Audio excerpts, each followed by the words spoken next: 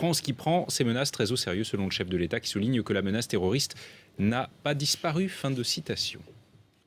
Et on en parle avec notre invité ce soir. Bonsoir Samuel Laurent. Bonsoir. Bienvenue, vous êtes spécialiste du monde arabe, auteur de ce livre Sahélistan aux éditions du Seuil. Comment doit-on comprendre, recevoir cette menace ? Je crois que la première chose, c'est qu'en l'occurrence, ça nous montre qu'AQMI est loin d'avoir disparu. Et que c'est toujours en effet un réel danger pour nous et puis pour la plupart des pays occidentaux. Un réel danger, c'est-à-dire que quoi ? AQMI a une force de frappe qui peut atteindre l'international, la France par exemple. Elle peut atteindre l'international parce qu'elle peut utiliser notamment les filières qui étaient les siennes auparavant pour la drogue, des filières qu'elle a utilisées, qu'elle a exploitées, qu'elle a agrandies pendant des années, notamment à travers la Libye, et qui lui permet de transporter du matériel et puis également des djihadistes. Depuis le Mali, depuis le Niger, etc., à travers la Libye ou bien à travers la Tunisie, jusqu'aux côtes européennes. Et puis à travers, j'imagine, des actions en frappant des intérêts français à l'étranger ou en capturant aussi, en prenant en otage nos ressortissants. Bien sûr, le business des otages n'a pas changé d'un pouce dans la mesure où AQMI a toujours sous-traité ça. Donc le fait d'avoir frappé AQMI au Mali, ça n'ôte rien à la dangerosité, par exemple, des bandes armées qui revendaient à un dixième du prix, parce qu'il y a un prix pour les otages. Un otage, à peu près, c'est 5 millions de dollars, un otage étranger. Donc, il y avait des bandes armées qui étaient notamment présentes au Niger, notamment présentes au Mali, mais également maintenant en Libye, et qui revendaient à 500 000 dollars l'otage à la tête pensante d'AQMI. Donc ça veut dire que quand on entend ce message sur cette vidéo, c'est un message signé de Al-Anabi. D'ailleurs, qui est-il ? On sait ? Très franchement, il émerge là. Oui, très franchement, il y a beaucoup de leaders qui ont émergé. Maintenant, c'est pas un homme très crédible pour l'instant. C'est pas un homme qui a vraiment eu un historique lourd chez AQMI. Donc, il faut savoir qu'en fait, ils émergent au fur et à mesure des précédents qui se font abattre ou qui, au contraire, tombent en disgrâce.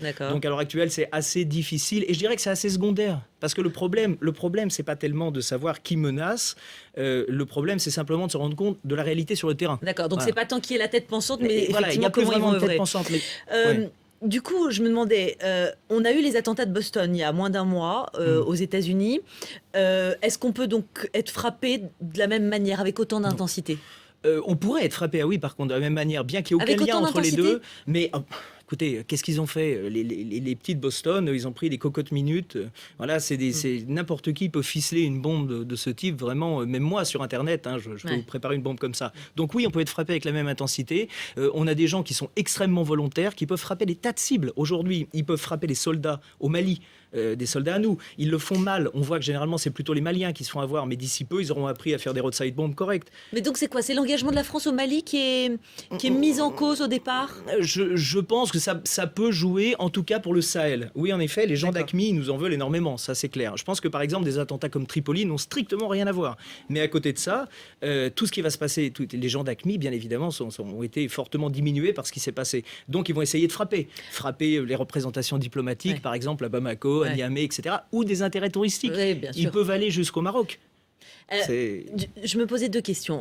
Est-ce que la perception de la France est en train de changer, justement dans le regard de ces djihadistes, de ces terroristes ? Est-ce qu'on est aujourd'hui presque comparé aux États-Unis ? Mais depuis très longtemps, on a multiplié les gaffes et les incohérences depuis le début de la guerre en Libye, où pendant les premiers mois, on est en effet passé pour des libérateurs parce qu'il y a eu la chute, la destitution de Kadhafi, etc. Mais ensuite, on a essayé de s'accrocher et de propulser des libéraux qui étaient en fait des gens extrêmement corrompus au détriment des islamistes qui avaient beaucoup plus de légitimité. Et au lieu de laisser les choses se faire par elles-mêmes dans ce pays, on a eu des responsables politiques, mais irresponsables, et leurs conseillers, des gens comme Bernard-Henri Lévy qui disaient l'islamisme ne sera pas toléré en Libye. Attendez, de quel droit ? Voilà. Bon. Donc, tous ces gens l'ont sauté comme une forme de néocolonialisme. Et on a radicalisé ces gens, on a contribué à créer un sentiment qui est un sentiment fortement anti-français. En 10 secondes, je sais que c'est compliqué, en 10 secondes, mais vous les avez approchés ? Vous avez approché des membres d'AQMI ? Vous êtes allé sur le terrain ? Bien sûr, oui. Écoutez, pour vous dire, au milieu d'une rue à Oubari, on croise les gens d'AQMI aujourd'hui. Toute la région Touareg de Libye est un sanctuaire d'AQMI, est devenu le nouveau sanctuaire d'AQMI. Donc, on les croise, et quand on les croise, on essaye soit de se faire petit, soit d'être invité. Mais là, il me faudrait un peu plus de 10 secondes pour vous expliquer comment. Mais vous reviendrez, bien entendu, nous en parler. Merci beaucoup, en tout cas, Samuel Laurent. Je rappelle ce titre. Sahélistan, c'est votre livre aux éditions du Seuil. Merci beaucoup.